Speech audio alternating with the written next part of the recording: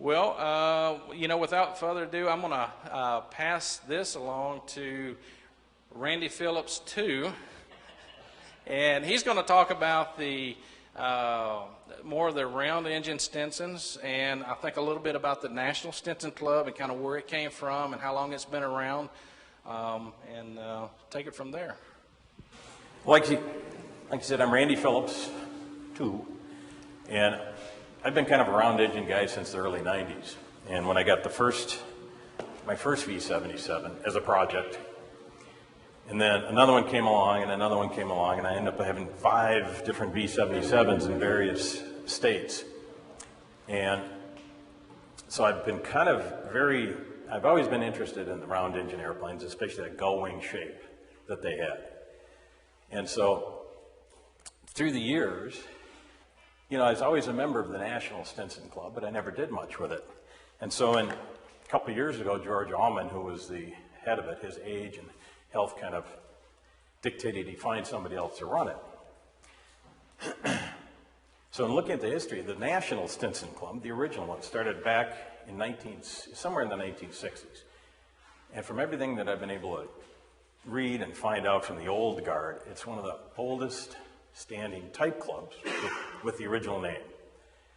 And back then, it was a 108 group, and the round engines were together. Of course, the 108s, just like they are today, is the majority of the fleet. But as the club started progressing, you could kind of look at the club's popularity, doing pretty much what General Aviation did during the period. During the late 60s into the 70s, there was a lot of flying. New airplanes are being built. There's a lot of new parts available. There's even 80-octane gas to burn. And so the club's popularity grew about the same rate. And at one point in the early 70s, I think they had around 800 members in the National Club. And again, of that, many of them were 108s. But one they kind of started to figure out was that there's 2 sets of interests. Round engine guys were doing their own thing, 108 guys were doing their own thing. Maintenance issues were totally separate. So they made the decision basically to separate, following their own specific interests, which is fine. And then the National Club kind of focused on, and what's running in back are all the various models built. The interest of the National Club focused on the 1926 SB-1, which is Stinson biplane number 1, all the way up through the trimotors, ending with the V77, or the 1819 as the British called it. And they ended production in August of 1945. The National Stinson Club didn't focus on the liaison airplanes. They already had their own group. So it's basically the round engines up to World War II. And it's kind of interesting, from that time period, those 19 years from 26 to 45, Stinson made 28 different models of round engine airplanes. And then you look at today, on the FAA register, there's about 17 variants of those listed on the register. It's not saying all those are flying, but at least they're registered. And as you can kind of see in back, I tried to put the photos in a chronological order as the airplanes metamorphized into the gull wing that it is today. And you can see a lot of design changes as they occurred, especially like this one, the SR-5. You can see the leading edge at the fuselage start to taper in. The start of the gull wing design is also the first one to have flaps installed. And it's kind of first in aircraft production to have flaps. Many of the aircraft manufacturers at the time says, well, that's dangerous. Pilots won't be able to figure out how to use them. And so it's kind of a revolutionary concept at the time. Gorgeous cockpit, isn't it? And so once the club split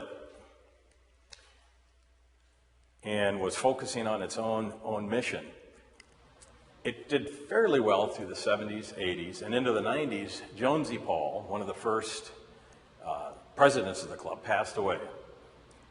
The other fellow, George Allman, who was working with him, was pretty much left with running the club by himself. And as you all know what happened to general aviation in the late 80s and into the 90s today, there's a huge decline. And that pretty much I think impacted the type clubs as well.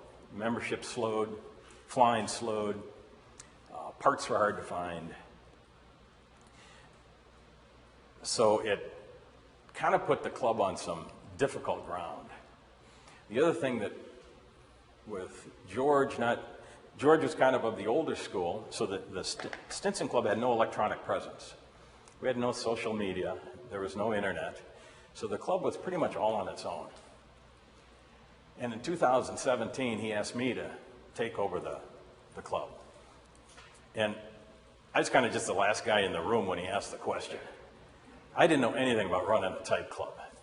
And, it's like, well, how do you publish a newsletter? And how do you write all of the articles for the newsletter? And I had to collect dues. Where the hell do I put the dues? All this was kind of a new task for me. Not only I wasn't even sure of all the different models. Like I said, I'd focused on the B-77. I didn't know the history of all these things.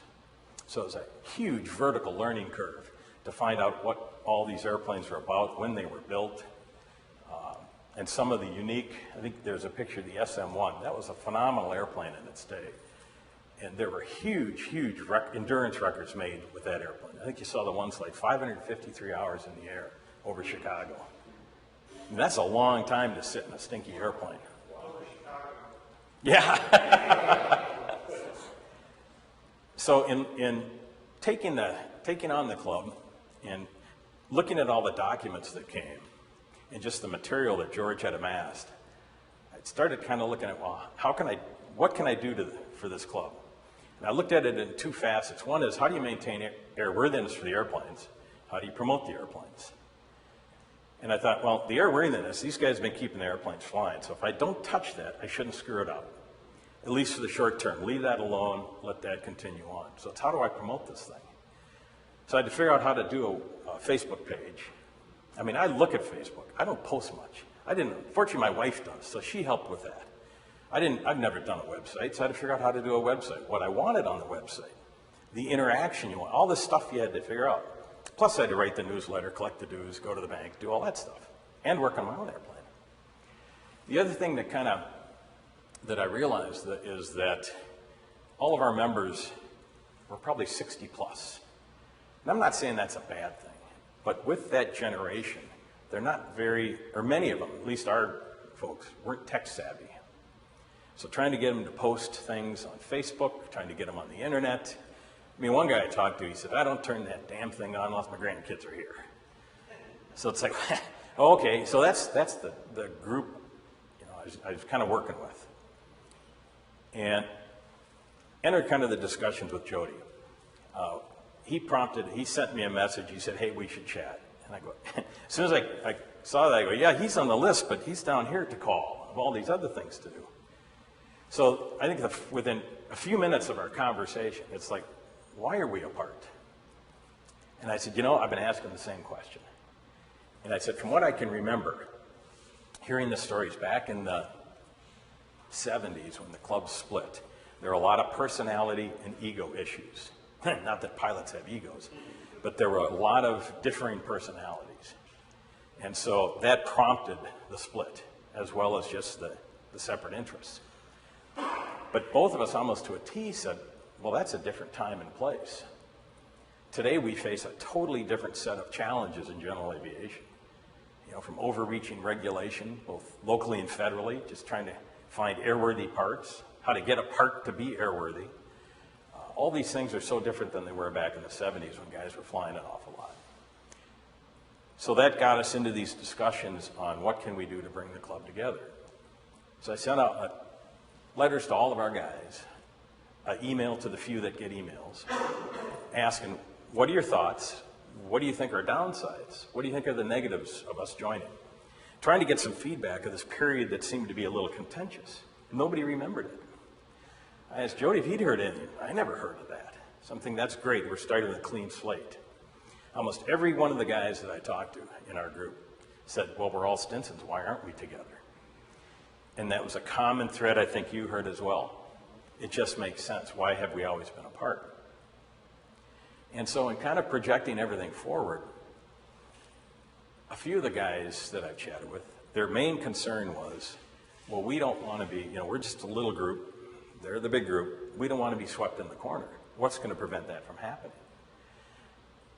And I kind of thought about it, and I thought, well, that's our job. That's not their job to help us. It's just a conduit, if you will. We've got to maintain the presence of our own airplanes. We've got to promote our own airplanes. But now we're going to have a lot broader base. One thing I like that Jody had mentioned is you guys, the 108 International Club, is split up in regions. It's very expensive to fly a round engine airplane from California to Oshkosh. But it's not so bad to go 100 miles to a small fly-in, to at least get the airplanes out of the hangars and get them out in the public. So the more we talked, nobody really saw a downside to joining the two groups together. And so that's kind of where we are today, and that's what brought me down, and just to kind of help the introduction, meet you guys. I don't know anything about a 108 other than I've seen one at the airport a couple of times up in St. Paul.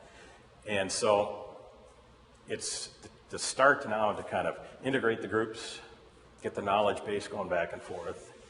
And since once you guys get tired of flying these little airplanes, you can graduate into a real plane. But that's the other side of it, is who's the next generation of caretakers for all our airplanes? Who's going to come? You know, look at the age, you know, it's kind of a sea of silver in here. So where's the next crowd going to come from that's going to take care of these planes as they get older? And I think that's an emphasis that moving forward as a whole we need to look at. So that's kind of the National Club, and I hope to start putting more information into the newsletters as they come out. I'd like to do a series on the history of all these moving forward. Yes, sir. Randy, do you have any idea how many of your members were already members of our group? I know some of us did. There are, and I think there's probably, and you might know better, the crossovers. I think what I've seen is roughly around 10 or so. That's what I'm hearing. That have 108s and the Yep. the round engines. So it's about 10. Yeah. So, but other than that, yeah, we're going to add quite a few new members Yes. to our organization to make it even stronger. But also, I'd like to just make a mention that Randy has gladly accepted the Midwest Regional, Vice President Regional of the Midwest. And so with bringing him on board doing that, he's going to be the key guy there for the Midwest. And, hopefully get some fly-ins going, and we'll see lots and lots of articles from him and the round engine guys in our newsletter every month. So Yeah, hopefully.